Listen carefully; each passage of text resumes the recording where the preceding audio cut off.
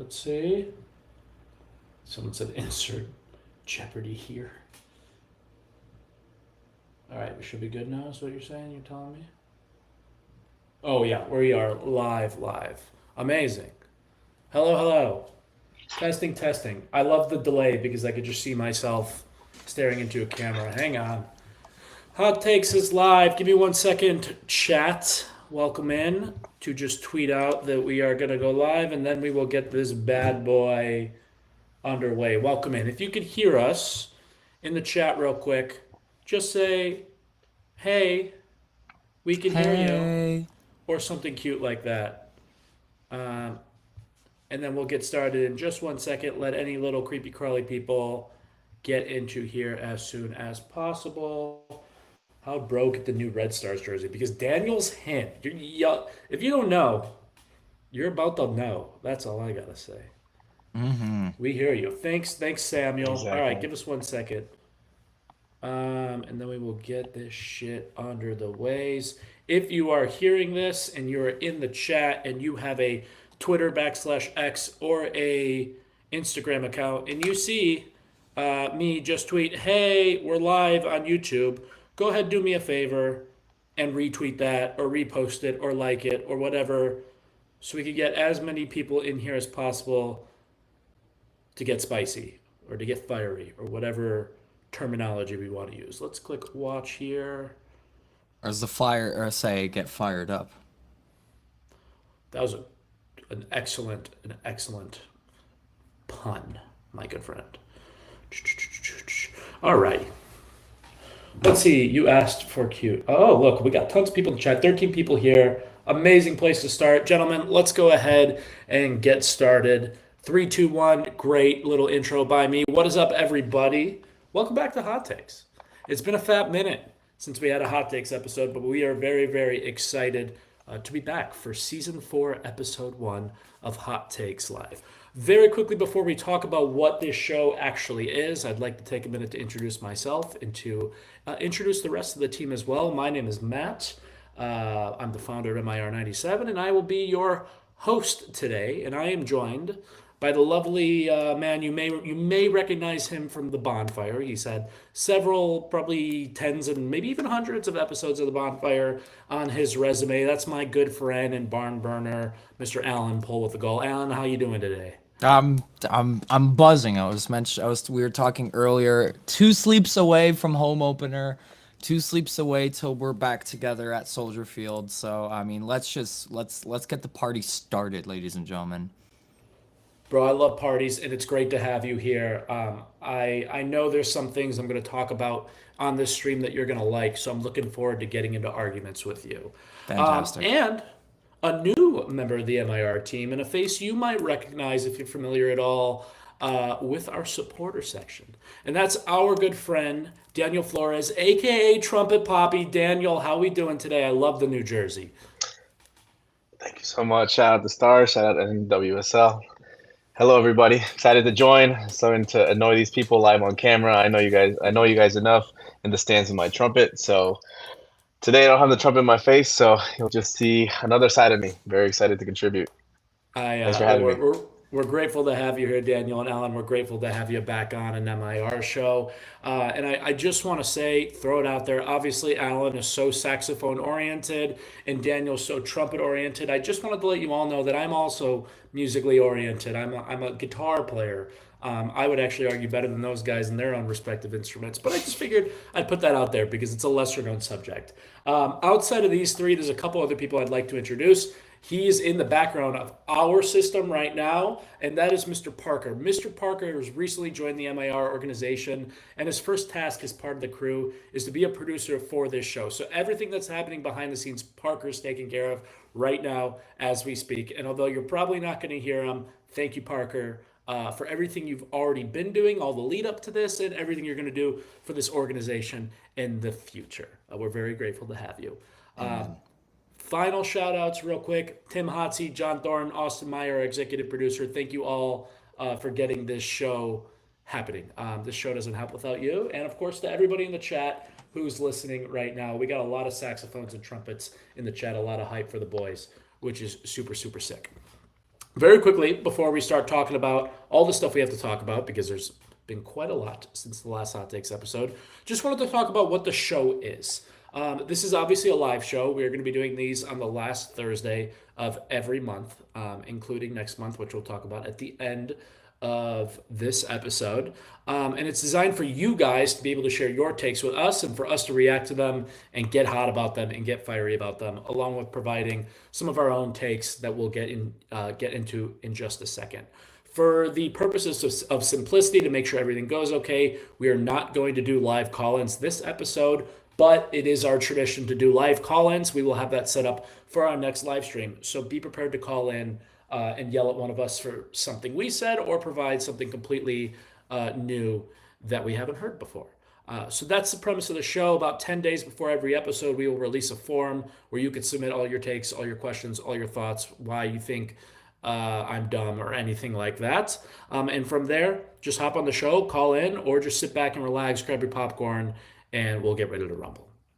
Now, enough of that heebie-jeebie. My mouth is already dry because I've been monologuing, and I don't want to monologue anymore. So real quickly, let's talk a little bit about the offseason, boys. Obviously, the season's already started, and you've probably heard a little bit about the offseason if you listen to the Bonfire. And if you don't listen to the Bonfire, well, that's your fault. Go listen to it. John and Tim do God's work over there. The first big news coming out of the offseason this year was the schedule change. That came as a big shock to a lot of our community. And according to the people that filled out our form, the form for their hot takes, 53% of responders do not like the schedule change. So as a way of kicking it off, I'd love to ask the question, gentlemen, and let's start with Alan. The schedule change, starting off with a shortened season, how do you feel about it? Is it something you support? Is it something you don't like? Let me know. I mean, my immediate reaction to the change in schedule was, shoot, we're going to get less summer games because obviously we're going to be starting at the end of summer and then the MLS season would end like right at the beginning of summer. So I was a little bit disappointed. I was like, oh, shoot, we're not going to get as many summer games. But then I realized we're aligning or realigning sort of with the rest of the world, so it would make more sense. It would make a lot of signings a lot easier because our season currently starts like in the middle of in the middle of the rest of the world. So as much as it saddens me that we're not going to have like July or August games that much, there's going to be that weird sort of break for the winter as well, where for like a month we're just not going to have MLS. I feel like it does make sense in the end. So initial reaction was, I'm not a fan, but now I'm like, okay, I can see why. So, Alan, just to confirm, you're siding with the minority here. You like it, but it took you a few minutes to warm up to it. Interesting. Okay. Yeah, it took me Okay. it took me a second, but after a while I realized that with the direction the league's going, with the direction the Fire's going, it inevitably makes sense. Absolutely. Daniel, let me know. Are you team pro or team against? What are you thinking? I mean, I'm always a hater, so I don't necessarily right away like it. I hate competing with other sports. I feel like as an immigrant, as someone who's liked soccer before it was even popular, before FIFA became a thing, it's just like now convincing other people to come to a match when there's other sports going on at the same time that are less, I don't know, less stimulating, more less exciting is going to be annoying, but ends to a mean kind of thing. Again, that transfer window is going to open up so many new signings. I don't think it's now going to transition from like people coming in their moonlight of their career to like more serious, and we get to compete the rest of the world. So as a hater, I very much am against it. As someone who understands how the game works and how we kind of feed into the bigger economy of soccer, I'll accept it eventually. No, I love the first thing you ever say on this podcast outside of your intro is, I'm always a hater. Like, that's the energy I'm we always need a on hater. this show. So I love that. And interesting. We got both perspectives here, and I'll throw my two piece in. Personally, I don't mind it. I mean, I'm that motherfucker, whatever. We can swear. I don't care. Who's going to be out there in the dead of winter, like, anyways. But that's because I'm a psycho, and I think the three of us here are psychos. I can see from a casual fan why it's not an appealing move. That being said, you have a shiny new stadium. I think it's going to be very appealing. It's just going to be bear weather, which we're very familiar with. in this setting. And like you've already seen what happened. Like the league has already started to sign those big names. Son, obviously, who's going to tear open this league. Antoine Griezmann is about to complete a transfer to Orlando. We're getting the opportunity to sign those high level players. As soon as we make that switch and align the transfer markets, man, that stuff is going to soar. And for that, I like it as long as we are the ones making the big signings and not goddamn Columbus and goddamn Cincinnati and goddamn St. Louis. If St. Louis signs anyone big, Minnesota. Minnesota, exactly. Damn. And Samuel in the chat has a good point. Chicago weather will be a big advantage for our boys, but only if our guys actually stick around long enough to like be used to Chicago weather, or like guys like Zinkernagel or Robin Lode that are from Scandinavia and are probably used to more cold than us. But it's an interesting thing in the chat. I know you're rumbling about it. Let us know. Are you team schedule change and are in favor of the schedule change, or not in favor of the schedule change? Let us know while we continue our conversation. Now, after the schedule change came out, there was a little bit of a lull, honestly. It was kind of boring. The Fire weren't making many moves, and then bam, shit started to hit the fan, and we started making moves.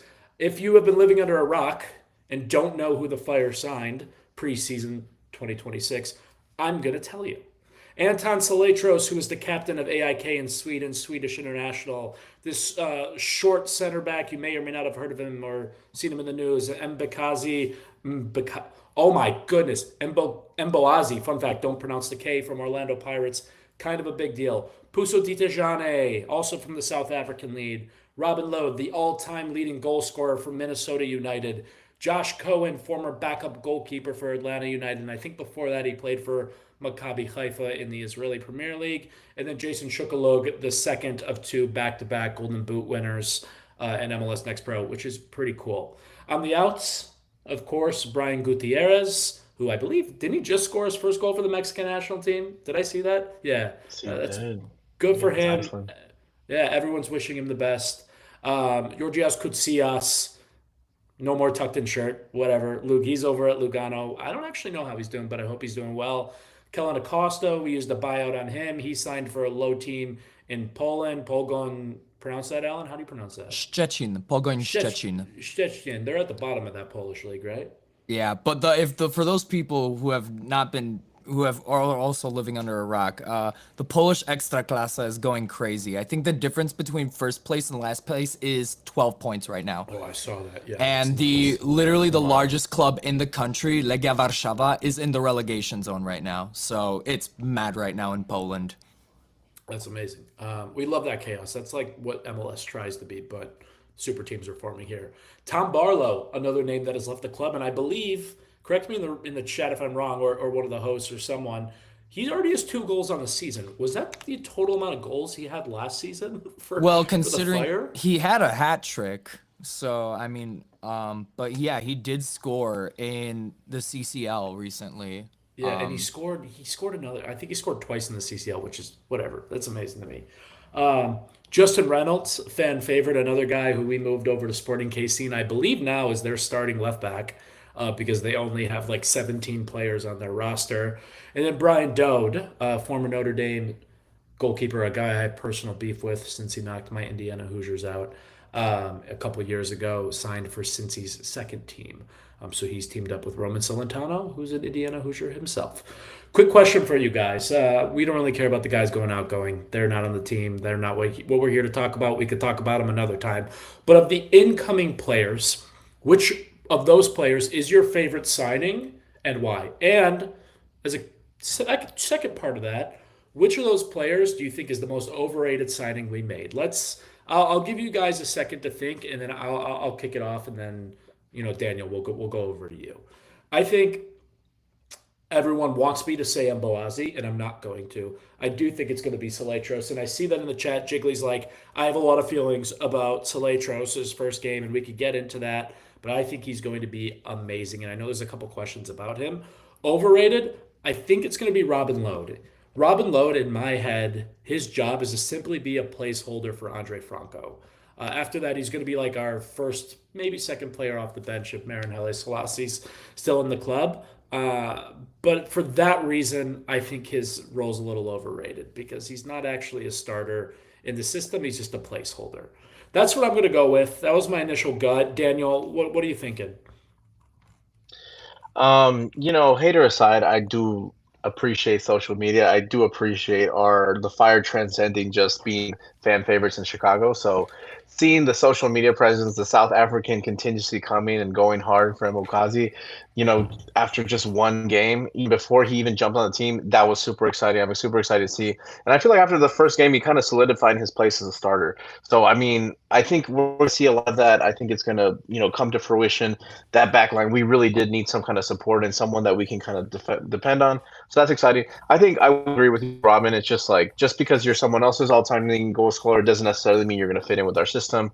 And yeah, I think ultimately time will tell the role he'll play, but I think it's definitely a supporting role. But at the same time, it's just like I would love to see a signing that everyone's really excited about. Not just a safe bet, but something that is just like, okay, this is a little bit more avant-garde. We're taking some risks. So, well, I guess we'll find out. We'll see. I hope he's not overrated, but he might be. Alan, do you agree, or are you thinking of something different? In terms of in terms of like best signing, I mean, obviously Mboazi. I'm honestly liking Salatros, obviously stacking the midfield, stacking the forward with players who are in their prime or who are like, maybe slightly starting to peak off, kind of like how we brought in Kuipers, even Sinkernagel to continue going off in that direction. In terms of overrated, I don't want to say overrated, but just I don't know how much we're going to see of him, but Josh Cohen from Atlanta United. I mean, considering that, we have we have Chris Brady, obviously, but I feel like Jeff Gall, even though, there have been some oopsie poopsies, I feel like I think we'll still see him a little bit more than Cohen. I'm not sure like how much of a role he's going to play is in terms of like cups or like leagues cups. So I'm not sure. That's just my personal opinion. I'm not sure what Greg Berhalter's plan is. So I'm not even prepared to talk about Jeff Gull yet. I still have the scars. But I will yeah. say maybe this is just my Jewish bias coming into play, but I would love Josh Cohen to be the backup. But yeah, I don't think we're psycho enough to be talking about who's the backup goalkeeper battle 20 minutes into the first hot takes of the season. That's how diehard we are right there, Alan. I love Hey that. man. Yeah, who knows? Hey, man. The other big rumor that happened over the summer is one that you've probably seen all over social media. And I know Alan in particular has some strong, strong feelings about it. And we're just going to talk about it right now. And that's this, like, slightly, like, unknown striker by the name of Robert Lewandowski, who only has a few career goals in the world. Rumors started popping around. MIR had a couple reports about Lewandowski coming to the Fire. It's very clearly a substantial rumor. That's the most I'm going to say about it on this conversation. If you want to talk about it offline with me, but 64% of the people who filled out our response form, want to see Lua come to Chicago. And because I know what Alan's going to say, I'm going to kick it over to Daniel. Lewandowski, yes or no, and why? And chat, while you're hearing the takes, let us know in the comments, yes or no for Lua. I think as a hater, I'm gonna say no. He's older. It's past his prime. I don't think he would necessarily like fit in 100%. For Kuipers, it would basically we'd have to pick between them, and I don't think we necessarily would gain that much keeping him there. As a Chicagoan, yes, absolutely. I mean, jersey sales would go through the roof. I mean, everything in the stadium would be in Polish and in English. Archer Avenue would have a whole parade the second they have a like the signing deal go officially. But yeah, no, I mean, I would also be interested to see like what percentage of responders would have wanted to see Neymar come. I think it's like it is cool to see this idea of a pipe dream, these huge names, these iconic images become that much closer to reality. I mean, like they are taking these mediums, they are actually considering it. Even if Chicago's a bargaining chip for them, it's like it's getting more and more real. And I think this last season kind of proves that this is a very, very like feasible thing. I'll give actually before I talk about that, Alan. I want to give you the opportunity to respond to that. Oh, Alan, we can't hear you. And while you figure that out, Sorry. I will share. Oh no, you're back. Go. No, go. it's because I mute myself using my own board and I sometimes just forget. So Obviously, I am the Pole with the goal. I'm from Poland. Cytranówka flows through my blood and everything like that. Honestly, because I know we've heard of the Lewandowski rumors years ago, and the more the years move on, the more I'm because part of me is like, yes, we want that Polish player. And I've been saying ever since Przemysław Frankowski left the Fire that Chicago needs a Polish player. Me and my dad always talk about how, when the Fire was established, like so much of the team was Polish players. So seeing Lewandowski would be in here, but then there's part of me where it's like he's what 37 38 years old. So he's definitely nearing the end of his prime. He's still doing well for Barcelona, so I'm not sure how much he would add in terms of the squad. I mean, obviously he's definitely more of a poacher, so if we keep stacking that midfield, it shouldn't be a problem. And like Danny said, those jersey sales are gonna go through the roof. So honestly, of course, Lewandowski, czekamy na ciebie. Polonia chicagowska chce Polaka i to byłoby najlepsze, aby Robert Lewandowski był tutaj w Chicago. I would love it if Lewandowski did come to the largest Polish city outside of Warsaw. That's pretty cool. I don't know what you said in Poland, but I think it was like in support of Lewandowski, and I think that's really beautiful. Just wanted to let you know that. My take Took the words right out of my mouth. Dude, right? It's funny that I'm in the middle of the screen because I feel really in the middle about this overall. I think on one hand, Lewandowski would be sick, like it's Robert Lewandowski, but I feel bad getting rid of Hugo. Hugo's my boy. I mean, he's not God's gift to MLS, but he's a quality striker. And I like him. And I'd be curious to see what they do because, to my knowledge and from what I've heard, he's an individual who loves the city and is enjoying being part of the club. And I think hasn't hit his ceiling yet in terms of what he's able to do in this league. So be curious to see if it happens. It seems like if it's going to happen, it's going to happen this summer, which is very, very exciting news. And we'll see how that affects the rest of the roster. I think there's no doubt that he'll score a lot of goals even at 39, 40 years old. But is it enough to justify what he's going to cost? And that's the question I think is outstanding. I see that the chat is very hot about Lewandowski, and I asked the poll in the chat, who would you prefer? Daniel gave me the inspiration. Neymar, Lewandowski, or Kevin De Bruyne, and I'm actually very shocked at the results. So if you haven't voted, go vote. I'm Team De Bruyne, but that's a conversation for another time. I want to skip over to actually another question about comparing three players.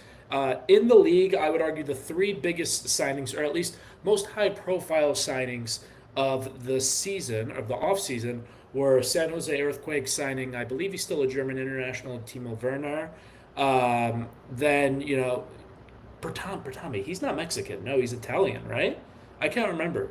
He's actually, I think he represents a European country. I'm going to have to fact check myself. But Miami signing Monterrey starting striker German Bertame. And then, of course, Colombian international and was a 2014 World Cup legend, former Real Madrid player, Hala Madrid, James Rodriguez on a short 6-month contract. Out of those three players, and Alan, I'm going to throw it over to you first. Who is going to have the best MLS career out of those three players I just named? Honestly, because I'm trying to think, it would probably have to be Jermaine Bertarame, only because of the fact that, we've been I've been because I follow the Bundesliga, I follow the Premier League, and Timo Werner, he was in Leipzig. He had a rough time coming back from Spurs on his loan spell. They've been trying to offload him for a while, so we'll see. He's been, and then James Rodriguez, same thing. I feel like he's just been jumping from one place to another, trying to just find a place to settle. So I feel I'm picking Bertrame specifically for that reason, that he's doing well, so, in comparison to the other two who have been a little bit of journeyman for the last little while. And my dumbass just got corrected by Parker. He's a Mexican citizen born in Argentina. Don't know where I got Italy from. We're not going to clip that because that was a brain fart. But Chat, clip Daniel, it, I'll clip it, throw it clip it. over to you. Don't clip it. Who's going to be your guy? I see you highlighting some people in the script right now. Is that who you're about to say? That guy right there?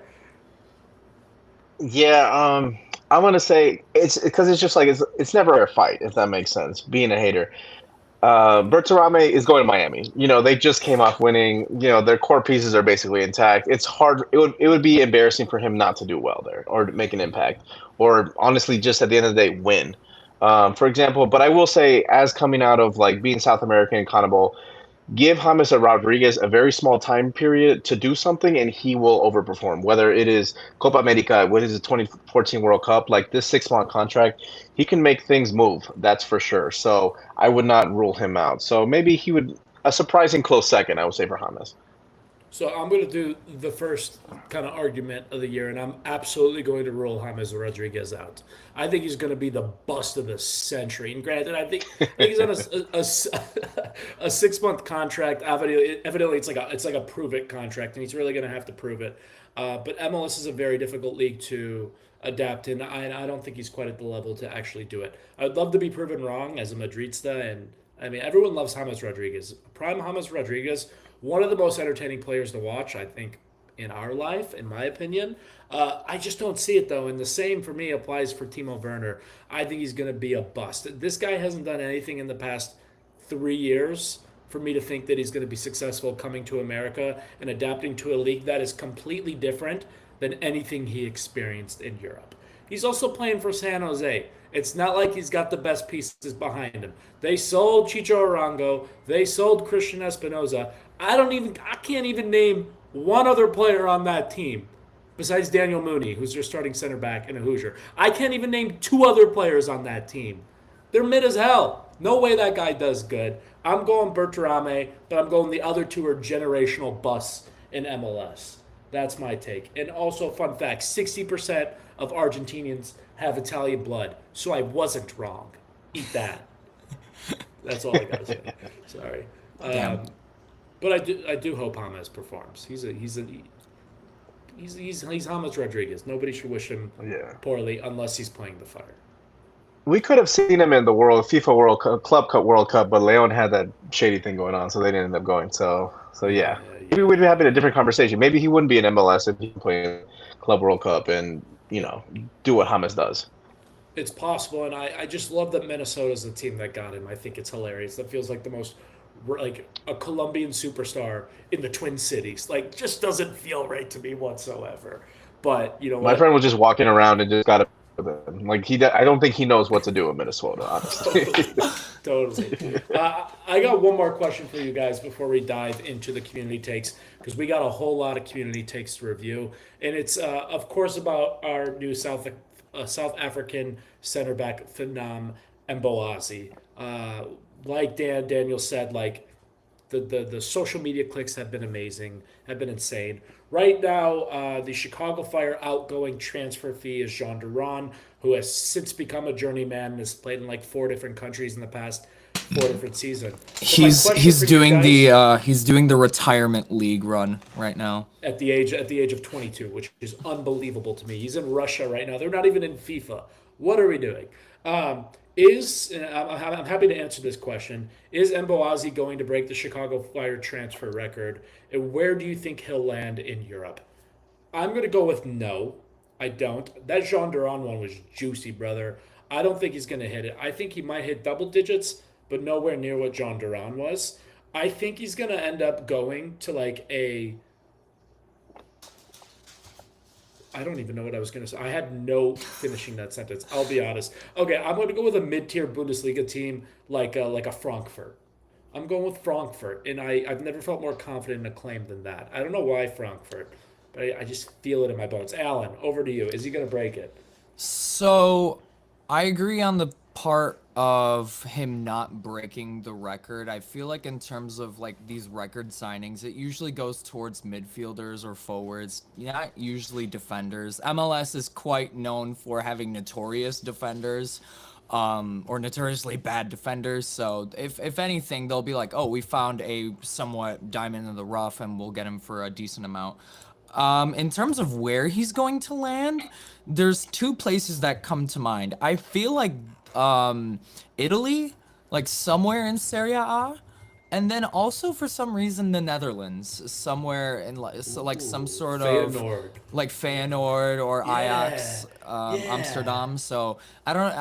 Those were the two places that came to mind. Because at first I thought it was like maybe Huh. Bundesliga, maybe Liga 1, but then I was like, I feel like Serie A, or the Netherlands. I feel like those are two countries that are. Especially when it comes to how like defense and just how also just like how powerful like that game is. It's very physical in those two leagues. So that's what I was personally thinking. I agree on not that he's not probably not going to break the record, but I feel like either Italy or the Netherlands in terms of if he goes to Europe. I like that Feyenoord shot. Daniel, what are you thinking? Do you have a specific team in mind? I don't know about specific team. I don't think he's gonna break it like Alan said, and like defenders that don't get the shine they or the big bucks, to be honest.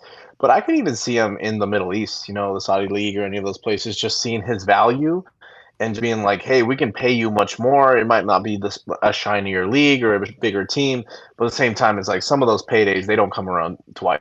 So these players will definitely go for them. That's why John Totally. Duran went. Eric in the chat goes, how do you even speculate on that? That's way beyond me. It's way beyond us. And that's why we like talking about it because we don't actually know anything. We're just here to gap. That's the whole point of the show. So thank you for allowing me to say that, Eric. I appreciate you in the chat. I want to we're already 30 minutes in and we haven't even started on the community takes. So we're going to skip around a little bit and get to probably like the 30 submissions we got, which is amazing. Thank you all for the submissions. Let's see more next time so we could get nitpicky. But there's some really spicy ones here. I'm going to start at the top, work our way down. If you have takes that are popping up, send them in the chat. If there's a good one, we'll talk about it. Gentlemen, Alan and Daniel, these are going to be as rapid fire as possible, just so we could get through as many as possible. But if we need to have a greater discussion on one, we can, of course, do that as well. And I'm going to start right at the top. This is Tim, and I don't know if this is MIR97 Tim or if this is Tim from Omaha. I'm not sure.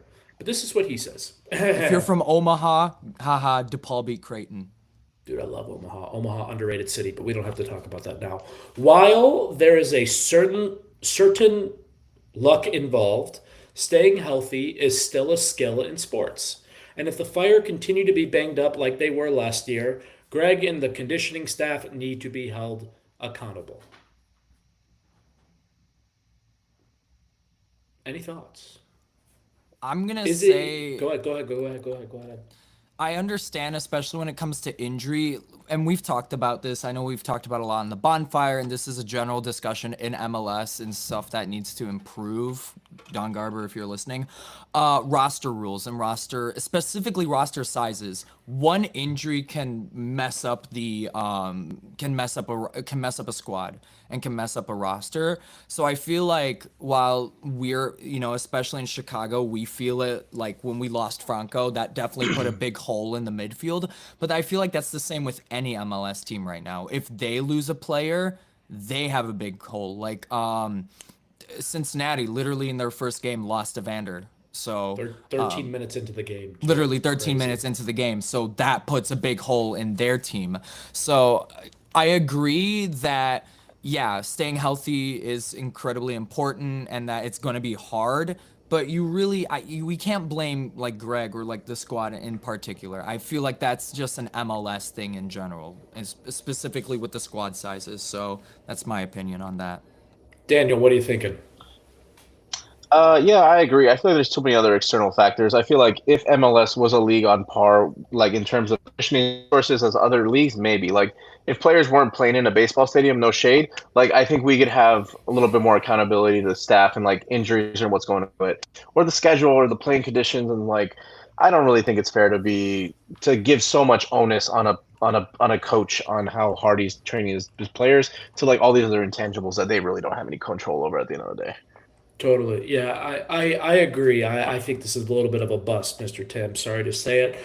Here's my logic. Now, granted, he's actually unhealthy right now. I'm talking about Andrew Gutman. Everyone knows I like talking about Andrew Gutman. This conditioning staff got Andrew Gutman to play every goddamn game last year. That is a fucking miracle, man. Like, I've never met a conditioning staff that could do that. In all the years I've been following Gutman, which I've been following him for a while, never been able to do that. That's an indication that we actually have a good conditioning staff to me.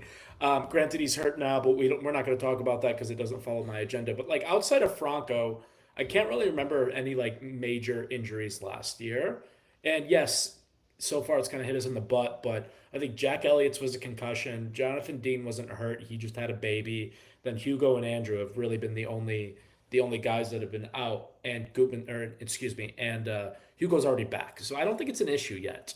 If 8 players get injured, all with hamstring injuries, which I feel like we saw in the past with like a Rafa Wiki team or something like that, maybe there's a problem. But I agree. Like, let's not blame Greg for Jonathan Dean having a baby or anything like Yeah, that. Rafa Wiki is definitely gonna have a rough year with SKC this year. I'm Bro, gonna say that. team's gonna be awful. Jose Hernandez, he is a fun one, which I think will be interesting to talk about. This year's team is essentially the same as last year, in parentheses, too inconsistent. Fire will be a borderline play in team again. I'm just going to go ahead and start off and say I disagree. I've actually thought about this a lot. I created a depth chart. I think the Fire, once Franco's healthy, have one of the best top 5 midfield depth and top 5 winger depth. If you think about the wing depth, you got Zink, Bamba, Marin, you got Chris Mueller, who performed great in preseason, and you got a young king in Puso Dita Jane. That's sick. This team's deep. If a couple players go down, you got Marin to step in, you got Sergio Orhel to step in. We made upgrades all around the board. I don't see how this team is the same as last year. In my predictions in our MIR97 article, I had the Fire in 4th. That's not borderline playing team, and I'm going with it. They're finishing in 4th. Daniel, what do you think? I think, yeah, even speaking like our back line, I feel like that was always a really weak thing. And then even in the beginning of last season, we saw so many pieces being changed in and out. I feel like Jack Elliott being back there and like really taking charge and taking this leadership, not only as a player but as a leader, I think that really solidifies us so much more. I don't think obviously we want to be as consistent as possible. I'm not saying there's other variables that won't affect our performance, but I think we're a much different team than we were last year on so many different levels. I'm I want to be a little bit safe. While I don't think the Fire is going to be a play-in team, but in terms of how far they're going to get in MLS Cup is yet to be seen. I will say this. So I want to first of all give a shout out to one of my favorite guys in terms of covering MLS, Eli Lesser. He made a top like 10 players in MLS for each position. And in a lot of these positions, the Fire do have players. So in his top 10 fullbacks, Andrew Grootman, he listed as number 5. In top 10 center backs, Jack Elliott is in there. In like top 10, where is it? Here we go. Top 10 wingers, he put Zinkernagel and Bamba in there as well. And top 10 strikers, he put Hugo Kuipers in there. So like we've put Greg Berhalter has put the league on notice. We've always been like irrelevant, especially in the Eastern Conference. So I don't think they're going to be. I think some things, if anything, are going to be maybe still inconsistent. They're going to be consistently not good. But I feel like there will be some things fixed. So I think the one thing that is especially going to be fixed this year is the wins at home. Because I feel like, the teams did great on the road, which definitely helps in terms of getting a good playoffs position. But you really need to build that on top of the wins at home. Like you should really be winning a lot at home and then adding the road wins on that, not vice versa. So I feel like we can be better. I feel like this is a better team. I agree. What's Thank your you for coming ceiling on for TED them? Talk. Where are they going to finish? I know you said you're playing a conservative, which is silly considering the show you're on. But where do they end? Where do they land? Or where do they finish? Alan, I guess is my question. Where do they finish? Because we finished in the play, sort of like the play in or whatever, which was in like what, P9 was it? Oh, so That you're agreeing with him? You think we're going to finish? No, I'm trying to imagine the MLS table right now because again, the Eastern Conference is stacked. I honestly think we will get at least a bye. Like we won't have to play that wild card, but I'm not sure whether we're gonna get that home playoff game So you're essentially. thinking like 5 or 6. Okay, that's good to know. I'm going for You're going 5 or 6, as long as you're not agreeing. Amazing. Okay, now that we get that out of the way, I actually want to transition to something Alan just said. Sparky, and I don't know if it's our Sparky, which would be very cool if our Sparky submits something, but they said, and I'm wondering if this is a little bias coming into play, the Fire will win double digit home games this year. Alan, I'm going to kick it over to you to continue to elaborate. And I think you might have actually said it in your initial. Do you think they're going to win double digit home games, or do you just want them to have an improvement from last year? Honestly, I'm currently looking at our schedule. I have a little sheet of paper of it. And as I'm looking at the schedule, the answer should be yes.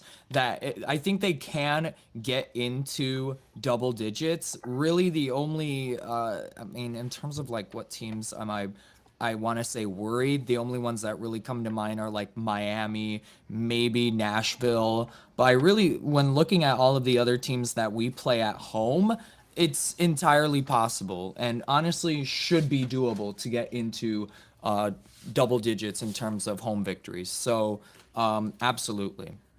Daniel, are the Fire going to have 10 plus wins at home, or are they just going to improve? What are you thinking? Honestly, I think yes. I think last year we lost a lot of games we should have won, or like for I don't know, just bad luck and our just kind of like more rookie defensive mistakes. We kind of conceded a lot of goals that ended up with a loss.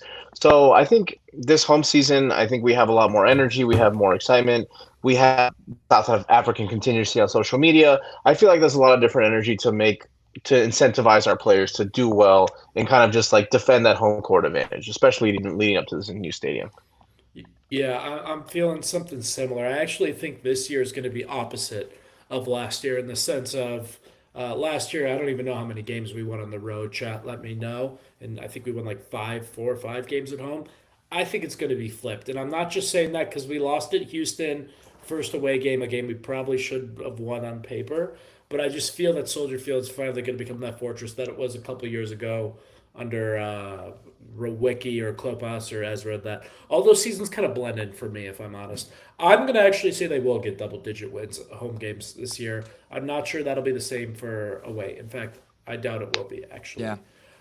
Just get the wins, pitter patter. Let's get at it. Yeah, just win. Also, at the end of the day, who gives a shit where you win? Just like win enough to like make us happy. In the chat, I see something in the chat that relates to one of these questions, and I want to talk about it. Eric goes, "When Franco is back, we will never lose a game again." And Billy says, once Franco gets back from injury, we will be a top 3 team in the MLS." And excuse me, my dog is eating the trash. Alan, please go first. Will we be a top 3 team in MLS? Can you say that one more time? My brain just farted. Top 3 Top team? 3 in MLS, or let me rephrase the question. Where do you think our ceiling is when Franco comes back? How vital of a player is he to our society? I mean, to our we team? know it. I mean, because considering when he came in, it was like, oh my goodness, what a difference he made, especially when it came to creativity in the middle of the game. And then when we won against Miami, him getting injured, it felt more like a loss than it did a win, even though that was the win that got us into the playoffs. Honestly, top 3, maybe not just yet, because when I'm trying to think of top 3 right now, I'm thinking Miami, LAFC, maybe Whitecaps. But I would say we're in the bubble. We're definitely in the bubble with Franco. And so when he comes back, we will definitely be knocking on the door. We will be in that bubble. It really just depends on what happens in the rest of the league or what Greg Berhalter does, whether we enter or whether we pop, essentially. Daniel, Franco, how vital is he? Are we going to be a top 3 team when he gets back? I feel like his contribution felt immediately. I think we were playing a different type of ball when he was in there. I think he just allowed the offense to move better. Everyone around him just kind of like, I think things click faster having a player like that. That said, I don't know about top 3. I feel like there's just too many super teams. And I feel like we're building a team the right way. Maybe one day we'll be a super team, but at the same time, I think ultimately, I think I do see them like being the floor, being at least the 6th place East. After that first round of playoffs, honestly, anything can happen. So I can really see us making a long run and upsetting a lot of teams that people would not expect us to kind of win on paper. Yeah, I kind of agree with you guys. I think the thing that we haven't talked about is whether or not Franco's going to come back and be able to immediately perform again.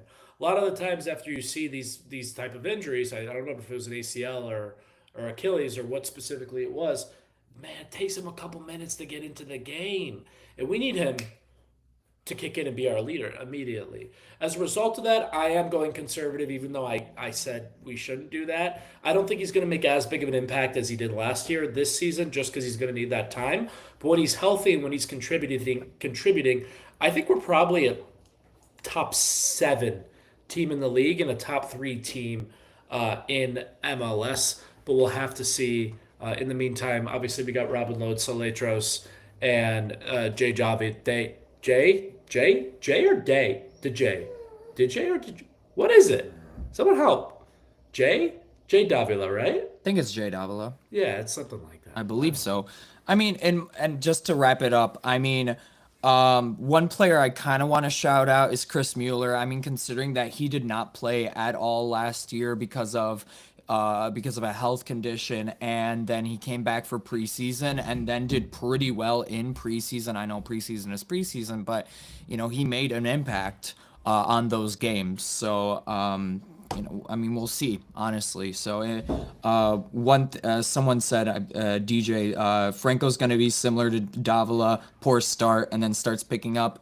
It could possibly like that, it might be a slow start. It might not be hitting the ground running, so that way we don't agitate the injury. So we'll see. But I feel like it And can hopefully by the happen. point, yeah, hopefully by the point Franco comes back, we don't really have to worry about whether or not he's going to be a star. I'd like to already be like largely like knowing we're going to make the playoffs and kind of have the system built in around Lod, but we'll have to wait and see on that one.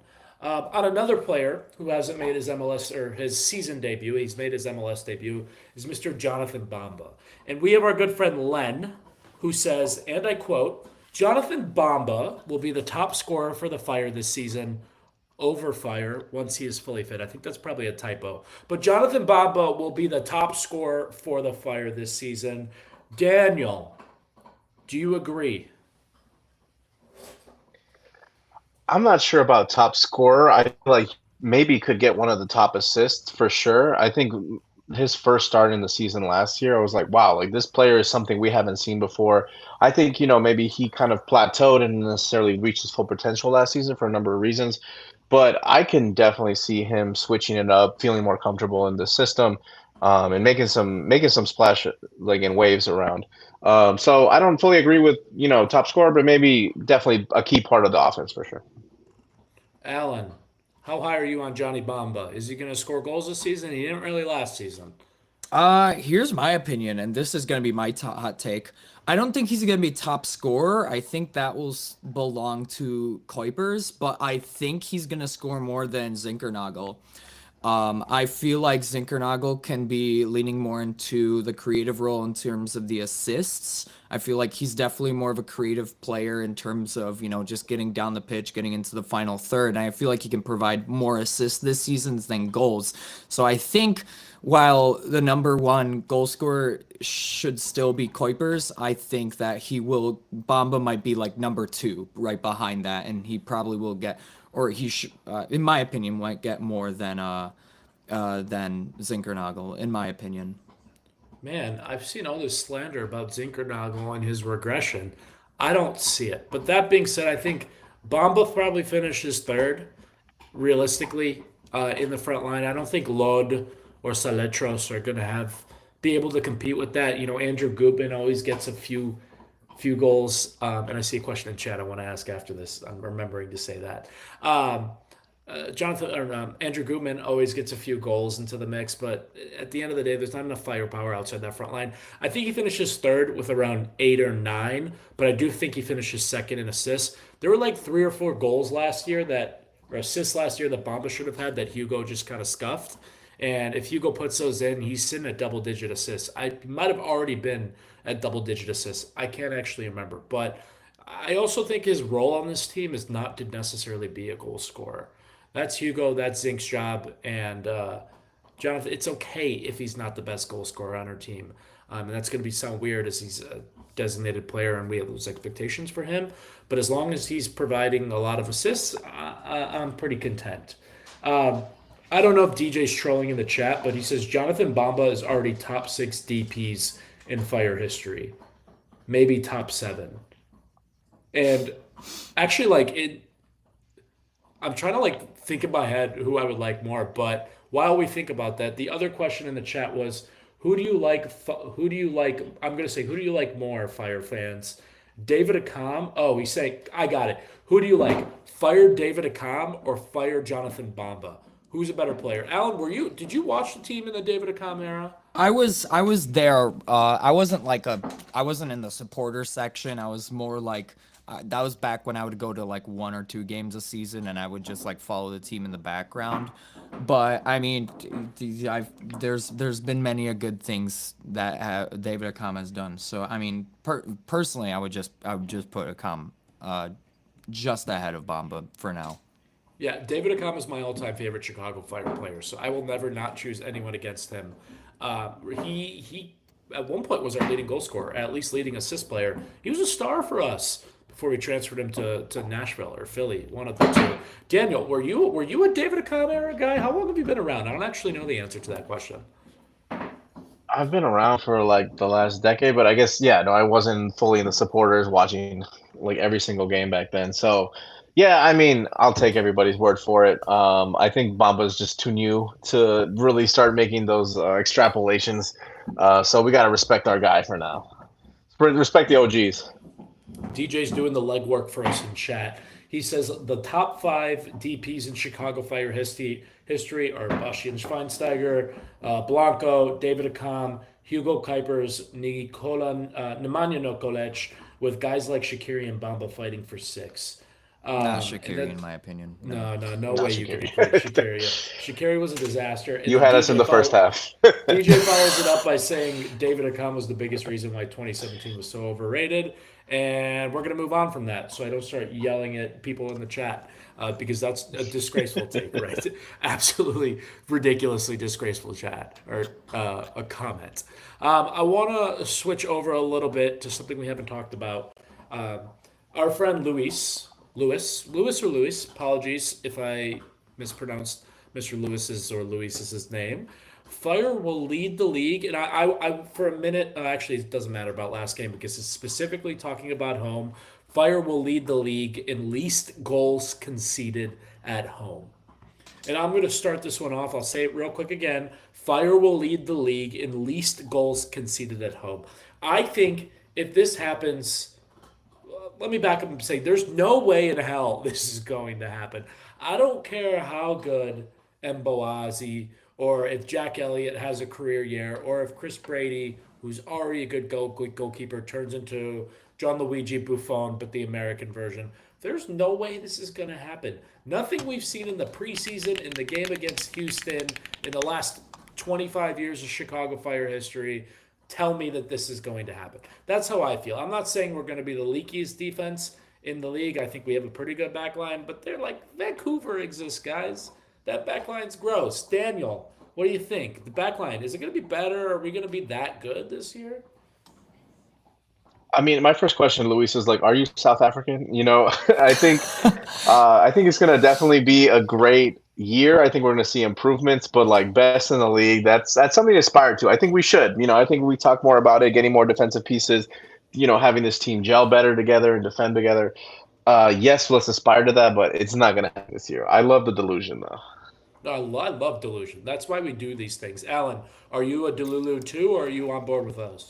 Low key, here's what I'm thinking. I'm gonna say I'm on the I Dululu don't like side. I'm not gonna say we're gonna be the least, but we're gonna be in the conversation. And why? It's because hashtag Operation Soldier Field. And I feel like we're not only are the Fire in terms of our defense going to turn Soldier Field into a fortress, but I feel like our supporters are gonna turn it into a fortress. Cause credit to Danny, credit to all the different supporter groups. It's I feel like this is one of the biggest improvements in terms of in the last few years into the supporters section, and I feel like when it's time for them to go towards an R direction, oh boy, are we gonna give them a load of shit. So I feel like, you know, the people in the stands as well as the guys on the pitch are gonna commence Operation Soldier Field, Operation Fortress Field.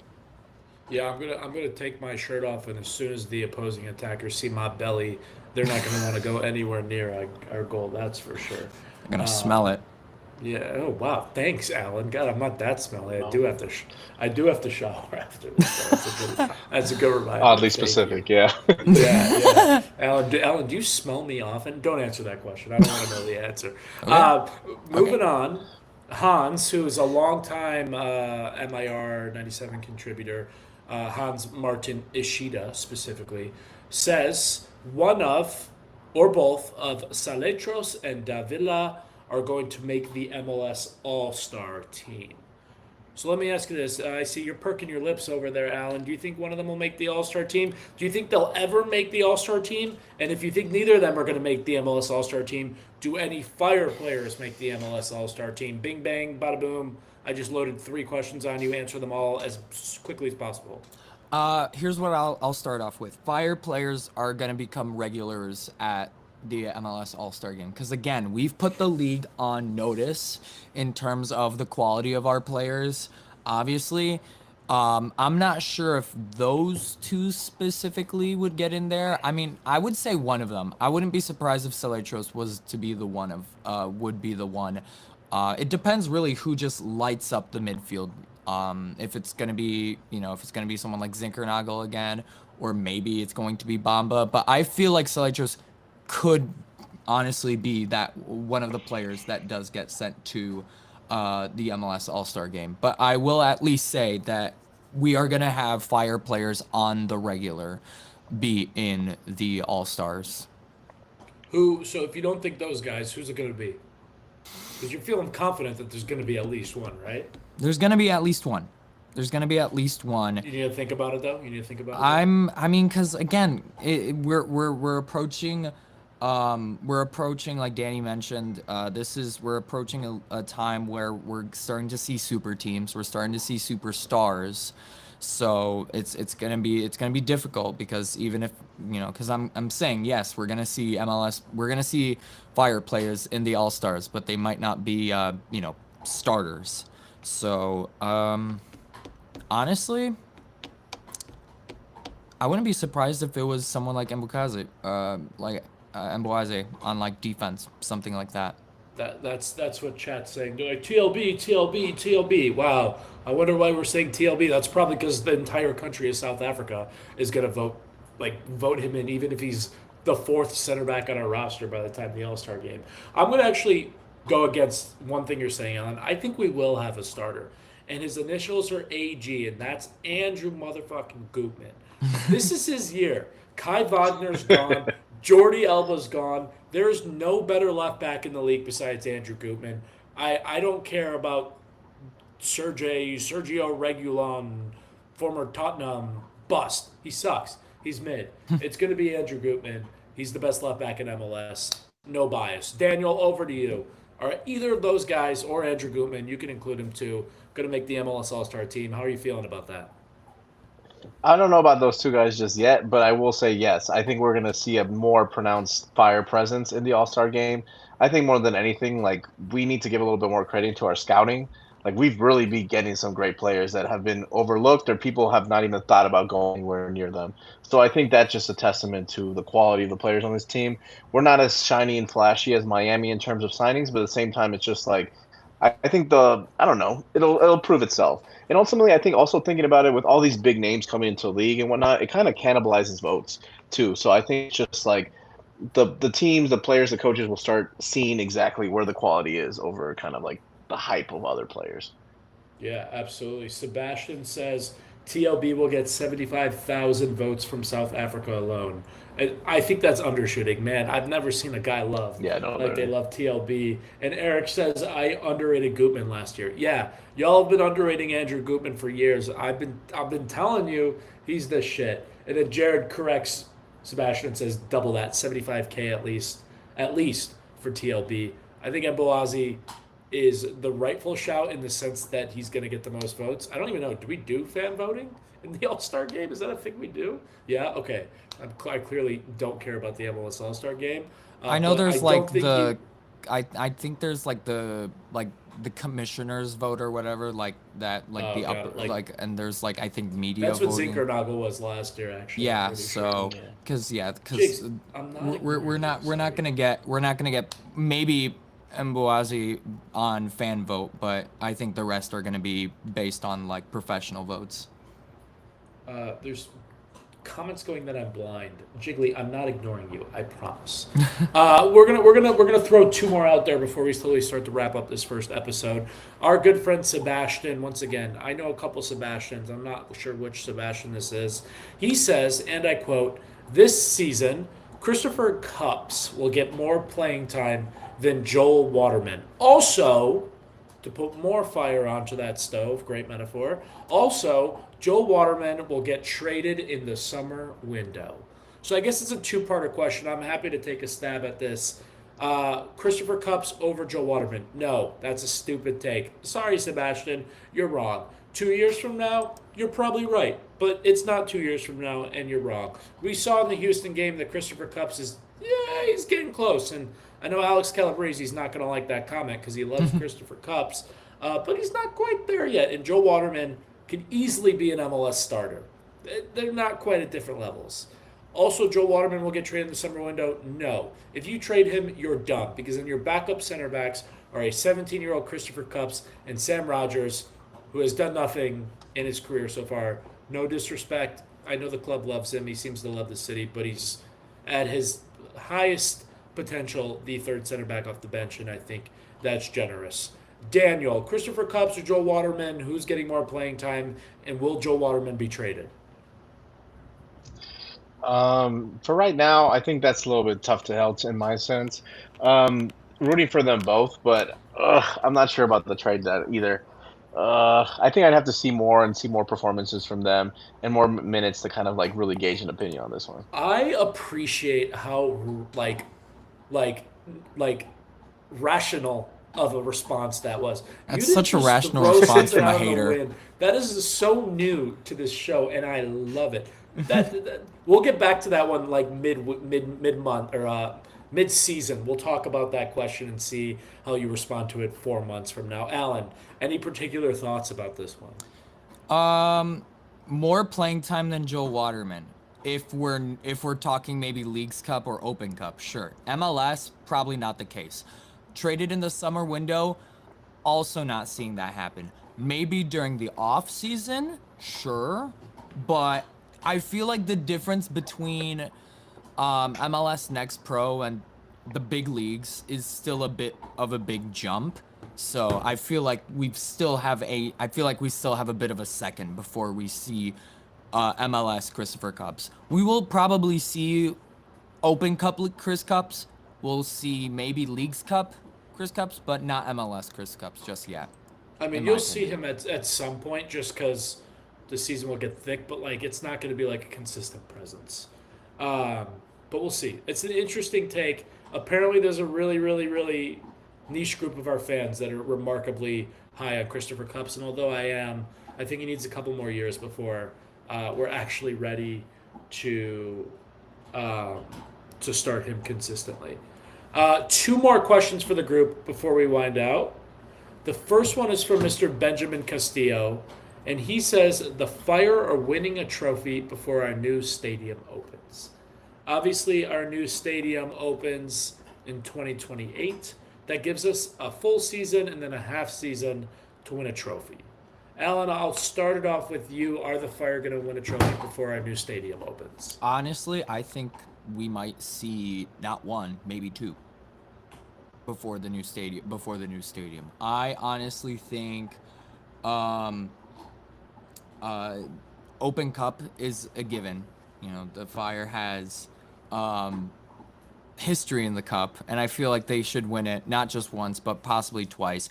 Heck, who knows? Maybe there will be something even more than that. Maybe we might even see some CCL action at Soldier Field or at SeatGeek. Sorry, just to confirm, you said the G word. You said given, right? That is what you said. You said it is a lock, basically. I just want to make sure I heard that properly. You know what? Yes. Okay. He said the G word, folks. I'm scared of the G word. The G word really terrifies me. Daniel, do you agree? Is it a given? Are we going to win one? I don't know about a given because there's too many other factors in that. But I mean, Open Cup, I think we went pretty far this year, all things considered, and not even at our full strength in what we have now. Uh, and yeah, no, I think on the delusional side of me, yeah, I think we could win something. Anything's possible in this league. And also, like, what better way to say goodbye to Soldier Field than winning something before the new stadium? I mean, the Bears are going to say bye to the stadium. We're saying bye to the stadium. I don't know what's going to happen to Soldier Field, though. Get some use out of it. One last hurrah there. Yeah, that's a beautiful metaphor, Daniel. Like, let's just round it out with a trophy. How about that? A Super Bowl and an Open Cup. Which is the bigger trophy? That's my next question. Just kidding. Don't answer that because we're not here to talk about football, although bear the hell down. I think we're going to go Open Cup. We're due. We've been close a couple times. I thought we were going to do it a couple years ago. Yeah, Caleb Williams. We need him to sound the siren or whatever the thing is. Sound the alarm. He's Did got to step up to Yeah, my so- level and sound the alarm. yeah. That's a good shot of you. I think Open Cup, nothing else. Maybe we make like a Leagues Cup run in there. I don't think so. We're not there quite yet. If Lewandowski shows up this summer, maybe I have a different answer, but I'm not 100% sure. But it's an interesting thought, and I'd be very happy. The final question I want to get to is from John. Our John, yes, John Thorne, formerly of Hot Takes, formerly or currently of the Bonfire and a bunch of other stuff. And he tweeted this out, and I couldn't believe that he tweeted it out, and apparently he submitted it too. And it says, I'd rather have Haji Wright than Robert Lewandowski. I'd rather He's have wrong. Haji. That's all I'm gonna say. Yeah, he's wrong. Daniel, any thoughts? Haji Wright or Robert Lewandowski? I mean, it's so for we give both types of thoughts, right? Well, I don't know why. I'm not sure. Alan, can you hear Daniel going like a alien over there? Just a little bit. Yeah, just a little bit. Daniel, I'm gonna put a pause on that because you're sounding like an alien from Mars. We'll give you 1 second to see if we could. Oh wait, are you back? Say something. My back. Can you hear that? Daniel, you're gonna love listening to this callback. That's a really interesting sound you got there. We'll give you 1 more minute. I'm gonna go ahead and put my thoughts in. No, Haji Wright's not better than Lewandowski, but he might be a better fit than Lewandowski. That's what I'll say to that, John. Yeah, we'll give Daniel a minute. As we get ready to round it out, we're rounding it out anyways. Not a big deal whatsoever. I want to round out with a round of predictions for the home record against Montreal. Alan, are we going to beat Montreal on Monday? Apparently the stream glitched after that take. That's unfortunate, but good thing we're at the end of our show anyways. Are we going to beat Montreal on Monday, and what is the score going to be, and who scores? Tabarnak, if we don't score against Montreal, or if we don't win against Montreal, then by goodness, then we might have to really make some hot takes. Yeah, obviously. Montreal is just not they're not up there, you know. We'll see a little bit of, I guess, some Fabian Herbers, but that's pretty much it. Honestly, just give me a 3-0. Just give me a 3-0, and I think it will be that. I think it will be Kuipers. I think Bamba might get in there, and honestly, I would love to see a Salatros goal as well. So Yeah, I was going to go with 3-1, so something similar. I don't think we get the clean sheet. We're not there yet. That back line's still merging. I think Hugo gets one. I think Saletro scores a free kick banger, and I also think Zink gets on the score sheet. And although Danny is unfortunately no longer with us due to his alien-sounding tech voice, we will make sure that we get his takes and include those on Twitter so you guys are aware. he's been beamed back to. He's been beamed back to Taki Land. In case you couldn't tell, behind him there was a box of Takis, which is apparently his favorite thing. As we round out, just wanted to say all three of us will be at the home opener this weekend. Daniel will be hanging on the Waldron deck. Alan, you'll be over in that south lot, correct? Yes? Of course, and And I mean I'll be we'll all hanging be out in there. that supporter section, you know. Totally. I'll be there as well. I will have a bunch of stickers and be hanging out in the supporter section. I'll probably be wearing something like this, so if you want a Men in Red 97 sticker or anything like that, come find me. I want to make sure you guys get some stickers to plaster all over the place. Just a reminder of the schedule. We're going to do the last Thursday of every month, March 26th, 7:30 p.m. Put it on your calendars. As Alan likes to say, tell your grandma, your aunt, your uncles, your cousins, Tell your pet your goldfish. girlfriends. Yeah, tell your pet goldfish, all that stuff. All the information, the forums will be on our social media, so be sure to follow MIR97 on Instagram, Twitter, Facebook. We don't have a TikTok yet, but definitely subscribe on YouTube. This is the year of YouTube. We're going to be doing a ton of YouTube content, so want to make sure you guys have access to all of that here. YouTube.com/@MenInRed97. Alan, any final words on your end? I'm just gonna say is definitely someone that I know said if y'all can't beat Montreal, dissolve the team. Guys, I guess we have to do it. If we can't beat Montreal, that's it. Chicago Fire is over. I can't believe it. It's true. Daniel, welcome back. We're actually about to sign off. Anything else for the crowd? Any final closing notes? I mean, if the team can't beat Montreal, at least we'll win in the stands. I think that's what things. The fans are not gonna. You can count on us for a win in the stands. That's all I'm gonna say. 100%. We're looking forward to seeing you all at Soldier Field on Saturday, not Monday. Keep your eye out for a couple more Bonfire episodes. The Montreal preview is already out. John and Tim did a great job on that, and they will have the review of the Montreal game at the top of next week. So be sure to check it out. Spotify, Apple. This will most likely be on Spotify, Apple as well, if all works out. And that's all I got for you guys. Thank you all for joining here. We had a great crowd. I actually think we had the best chat we've ever had on this show, and we're just going to keep working to up the production for you and make that chat pop in and make more viewers in and have a blast. From all of us at Men in Red 97, thank you for being here. My name is Matt, and we will see you at Soldier Field. Come on, you Men in Red.